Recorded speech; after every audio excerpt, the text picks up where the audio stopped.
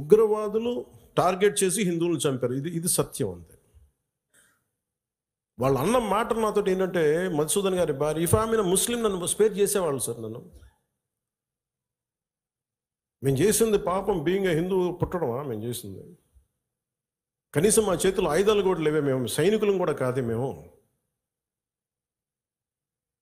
బిడ్డలు ఇద్దరు అక్కడే ఉన్నారు. నేను ఆలోచించలే, ముందు ఆడలే అనుకున్నాను. ఆయన ఒక్కైనా వెళ్ళారేమో, అలా చనిపోయారేమో అనుకున్నాను. కానీ కుటుంబం అంతా ఉంది, ఇంకో ముగ్గురు, ఇంకో 2 ఫ్యామిలీస్ ఉన్నాయి. అందరి ముందు దారుణంగా చంపేస్తే, ఇంకా ఇది భారతదేశం కాబట్టి చాలా 7 దశాబ్దాల తర్వాత మాట్లాడుతున్నాం మనం. కశ్మీర్ని 3 సార్లు, మన పాకిస్తాన్ని 3 సార్లు ఓడించాం. సహనం ఎక్కువైపోయింది మన దేశానికి. ఎందుకని కంట్రీ మనుషులే సహనం ఎక్కువ మనకి. ఏదైనా అతి చేస్తే మంచిది కాదు, అతి సహనం కూడా మంచిది కాదు, మితిమీరిన మంచితనం కూడా మంచిది కాదు. ఇష్టారాజ్యంగా వచ్చి కాల్ చేసి వెళ్ళిపోతాం అంటే మనం ఎందుకు కామ్గా ఉండాలి? మన జన సైనికుడు చనిపోయిన మన జన సైనికుడు మనలో ఎవరైనా కావచ్చు, అది నేను కావచ్చు, మీరు కావచ్చు, ఎవరైనా కావచ్చు. అది ఎంతమంది ఇక్కడికి వచ్చేసి ఉంటున్నారో మనకు తెలియదు, ఏ ముసుగులో ఉంటున్నారో తెలియదు మనకి. సో మీరు వెళ్ళేటప్పుడు ఇది నిరంతర పహార, eternal vigilance is essential element for democracy. మన బాధ్యత పదవులు వచ్చేసినాయా లేదా, మనం గెలిచేసామా లేదా కంటే కూడా ఎంత బాధ్యతగా ఉండగలం మనం, ఎంత నిరంతరంగా మనం విజిలెన్స్తో ఉండగలం, పహారా కాయగలం సమాజం మీద. ఊళ్ళల్లో ఎవరైనా కొత్త వ్యక్తులు వచ్చారా, అనుమానాస్పదంగా తిరుగుతున్నారా, ఇవన్నీ it's also part of our responsibility.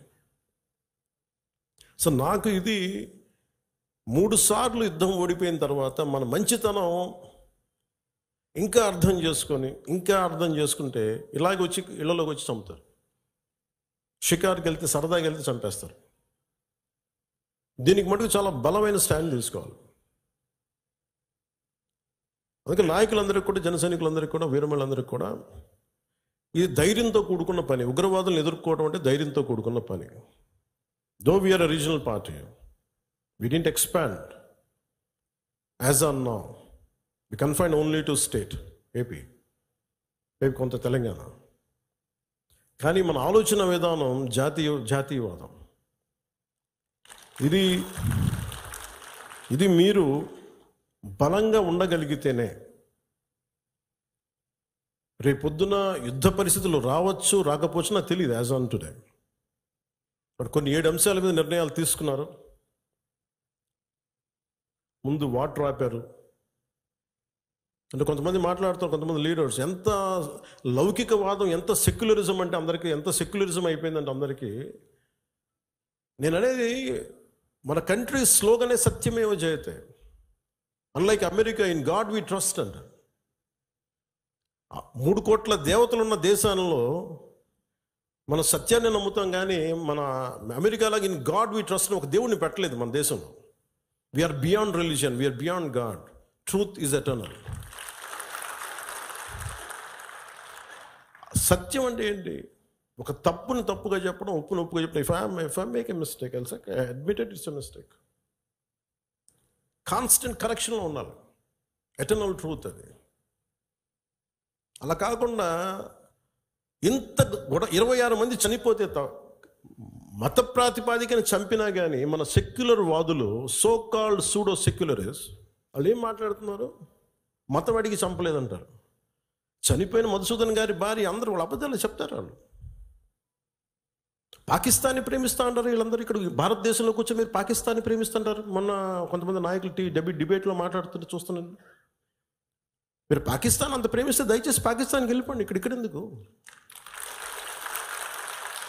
Pakistan మీద మీకు అంత ప్రేమే ఉంటే ఇది మాట్లాడుతుంది. పోనీ వీళ్ళందరూ కూర్చొని కాంగ్రెస్ నాయకులు, వీళ్ళందరూ కొంతమంది ఎమ్మెల్సీలు కూడా ఉన్నట్టుగా అనిపించింది నాకు చూస్తుంటే. అందరికీ నమస్కారం. ఇందాక పవన్ కళ్యాణ్ గారు మాట్లాడడం చూశాను. ఈ పవన్ కళ్యాణ్ గారు మాట్లాడినప్పుడు ఆయన మధుసూదన్ కుటుంబానికి 50 lakhs అనౌన్స్ చేశారు. చాలా సంతోషం అనిపించింది. ఆయన పార్టీ మొత్తం మీద 50 లక్షల కుటుంబానికి సాయం చేస్తామని ప్రకటించారు. చాలా సంతోషం. బట్ దాంట్లోనే కాంగ్రెస్ పార్టీని విమర్శిస్తూ ఉన్నారు. కాంగ్రెస్ పార్టీనే కాకుండా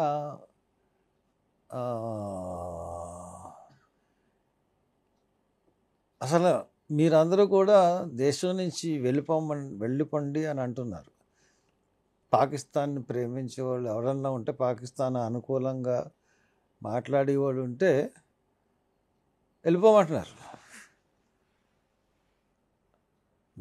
మేము కూడా అదే చెప్తా ఉన్నాం.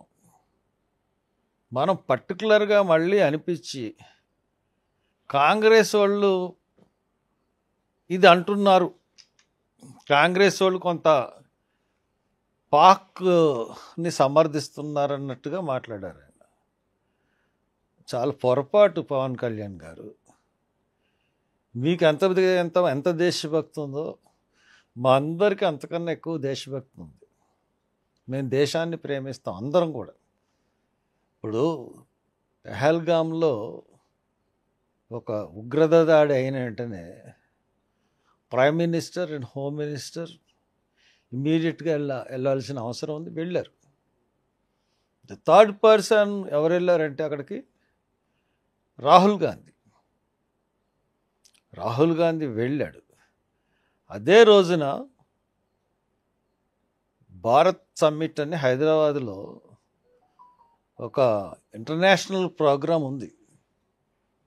దాన్ని పోస్ట్ పోన్ చేసుకుని నెక్స్ట్ డేకి డేట్ మార్చుకుని ఆ రోజున సస్పెండ్ చేసి ఆ ప్రోగ్రాన్ని కాశ్మీర్ ఉగ్రవాదులకి కాంగ్రెస్ పార్టీ గవర్నమెంట్ ఏర్పాటు చేసిన ప్రోగ్రాం చేసుకుని ఆయన వెళ్ళి వాళ్ళని పలకరించి రావడం జరిగింది. కాబట్టి కాంగ్రెస్ పార్టీ దేశభక్తిని అసలు మీరు కొంతమంది నాయకులు అంటున్నారు, ఎవడన్నా సరే అగెనిస్ట్గా పాకిస్తాన్కి మాట్లాడితే మీరు పట్టుకోండి. ఎవడో ఒక అస్సాంలో ఒక ఎమ్మెల్యే మాట్లాడారు, ఇమీడియట్గా అరెస్ట్ చేశారు. అలాగా ఎవడన్నా మాట్లాడినప్పుడు డెఫినెట్గా వాళ్ళ మీద చర్య తీసుకోవాలి. దానికి మేము సపోర్ట్, దాంట్లో ఎటువంటి సందేహం కూడా లేదు. కానీ మీరేం చేశారంటే, మీరు ఇప్పుడు దాకా కాశ్మీర్ సందర్శించలేదు. ఈ దాడి ద్వారా హిందుత్వాన్ని పెంచాలి అన్నట్టుగా మాట్లాడుతున్నారు. మీరు ఒకళ్ళు, అనురాగ్ ఠాకూర్ ఒకడు.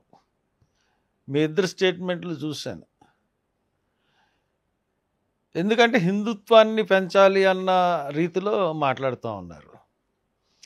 ఇంకొక విషయం ఏంటంటే, మీరు ఎంత గొప్పోళ్ళు అంటే 23వ తారీఖున 3 రోజులు జనసేన ఈ పెహల్గాం